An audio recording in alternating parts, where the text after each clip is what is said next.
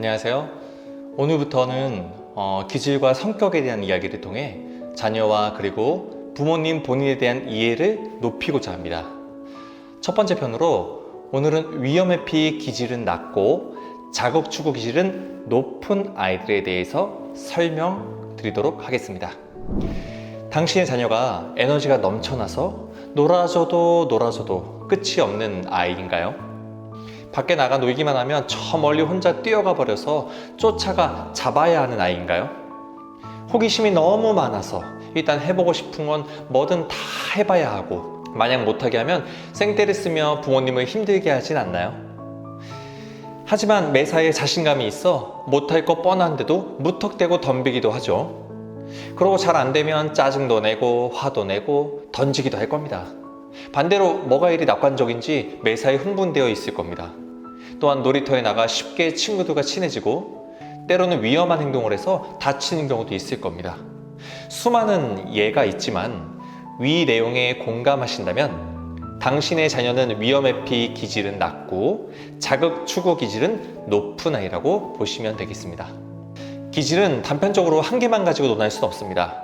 전체적인 기질과 성격의 점수를 골고루 살펴봐야 하죠.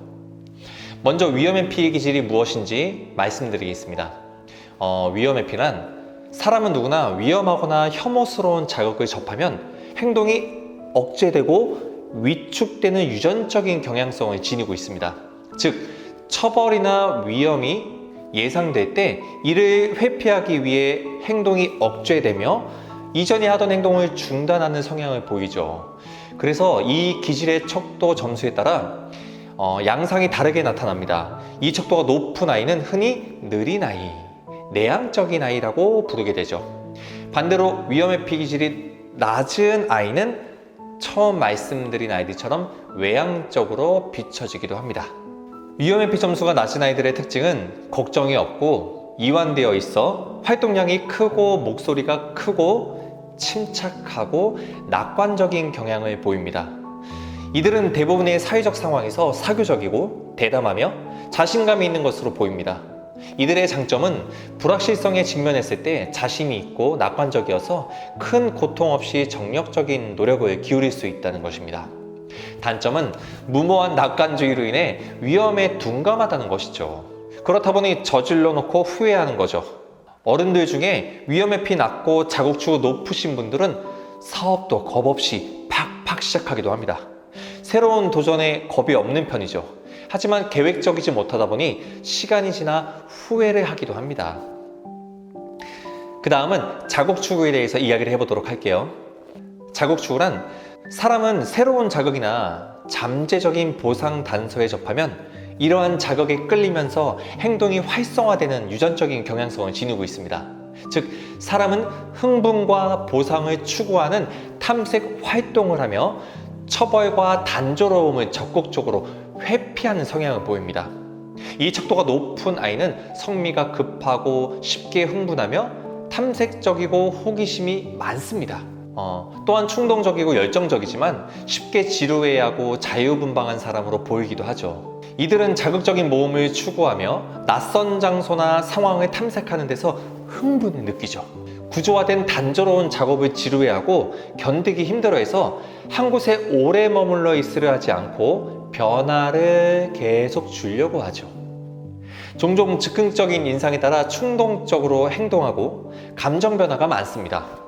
일반적으로 돈이나 에너지를 절제하지 못하고 감정 절제도 어려운 편이죠. 또한 이들은 규칙이나 규정에 매이는 것을 좋아하지 않으며 좌절스러운 상황을 잘 견디지 못합니다. 이들의 단점은 욕구가 좌절될 때 쉽게 화를 내거나 의욕을 상실한다는 것입니다. 따라서 대인관계에 있어서 불안정하고 일에 있어서 지속적인 노력이 부족할 수 있습니다. 이렇게만 말하면 자극추구 높은 사람은 단점만 가득하게 느껴지실 텐데요. 이들의 장점도 많이 있습니다. 새롭고 낯선 것일지라도 열정적으로 탐색한다는 데 있습니다. 따라서 이들은 남들이 예견하지 못한 숨어있는 보상을 잘 발견합니다. 예를 들어 놀이를 주도한다거나 새로운 놀이를 만들어내어 친구들 사이에서 재미난 일을 자꾸 만들어내는 주도성이 발현되기도 하죠. 즉 인싸가 되기도 합니다. 처음에 말씀드렸지만 기질은 전체적인 척도 점수를 고려해서 해석을 해야 합니다. 자, 그럼 오늘의 주제인 위험회피는 낮고 자구축이 높은 아이들의 특징을 살펴보겠습니다. 새로운 상황에 접할 때 흥분되고 호기심이 가득한 보상에 의해서 행동이 활성화되지만 위험회피가 낮아 그 일에 대한 위험성보다는 긍정적 호기심을 더 갖게 되는 것이죠. 그렇다 보니 충동적이고 외향적이며 분노를 직접적으로 표현하는 공격적인 특성을 드러내는 편입니다. 이들은 흥분과 위험을 동시에 추구할 수 있는 활동에 참여하는 것을 즐기게 됩니다. 이처럼 위험회피는 낮고 자구축구가 높은 기질의 아이들을 둔 부모님은 늘 지치고 힘들고 놀아줘도 끝이 없고 주말에 집에서 조금 부모님이 쉬고 싶어도 아이랑 차라리 어딘가를 나가는 게 더 편하게 느껴지실 겁니다. 하지만 통제가 잘 안 되니 순간 부모님이 화가 치밀어 올라서 강압적으로 아이를 가만히 있게 혼내기도 하고 타이르기도 하고 그럴 겁니다. 자, 그렇다면 이들에게 어떤 방식으로 양육을 해야 하는지 지금부터 그 방법을 공개하도록 하겠습니다. 먼저 여러분이 인정하고 가야 할 부분이 있습니다. 기질은 엄마 뱃속에서 태어날 때부터 이미 정해진 기질입니다. 기질은 바꿀 수 없고요. 바꾸려고 해도 절대 안 됩니다. 기질은 좋고 나쁘고가 없습니다. 각 기질에 따른 장점과 단점이 있을 뿐이죠. 저도 두 딸을 둔 아빠라 부모의 마음을 잘 압니다. 뭐든 우리 자녀가 완벽했으면 좋겠고 다 잘했으면 좋겠다는 본능의 바람이 부모한테 있죠. 하지만 그런 아이는 존재할 수 없습니다. 실패 없이 좌절 없이 세상을 살아가는 방법을 배울 수는 없다는 것이죠. 먼저는 자녀의 기질을 있는 그대로 인정해주고 그 기질에 맞게 양육을 해주셔야 합니다.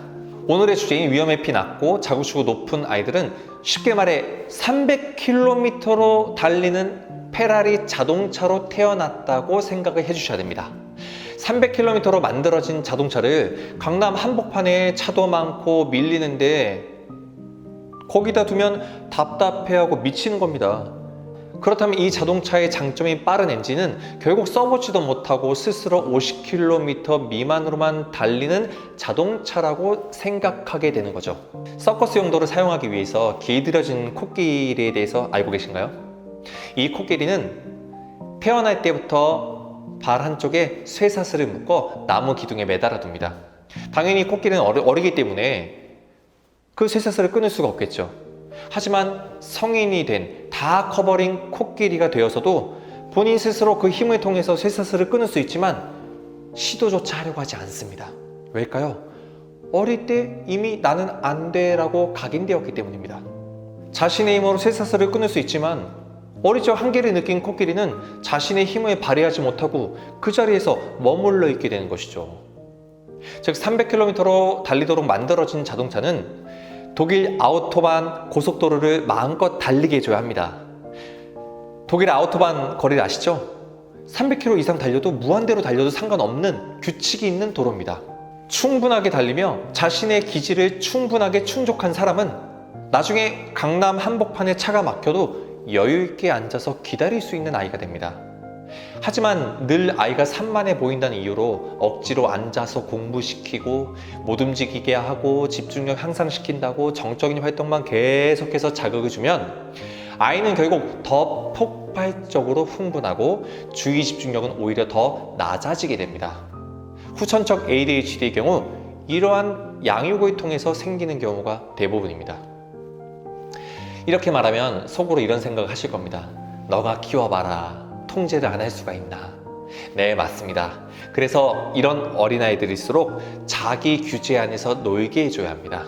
규칙을 정하고 규칙을 지켜야 더 재미있게 놀 수 있다는 사실을 알도록 해줘야 됩니다. 그럼 이 아이는 자신감이 넘치고 도전적이며 실패했을 때 좌절보다는 발판이 되어 더 큰 목표를 이루게 됩니다. 예를 들어 나이에 맞는 게임을 하고 놀면서 그 규칙을 스스로 지킬 수 있도록 지지와 칭찬을 해주면서 더 게임을 재미나게 즐기게 해주면 아이는 자기 규제 능력이 생겨 어떤 상황에서도 자신의 기질 특성을 잘 살려 적응하는 아이로 살아남게 됩니다.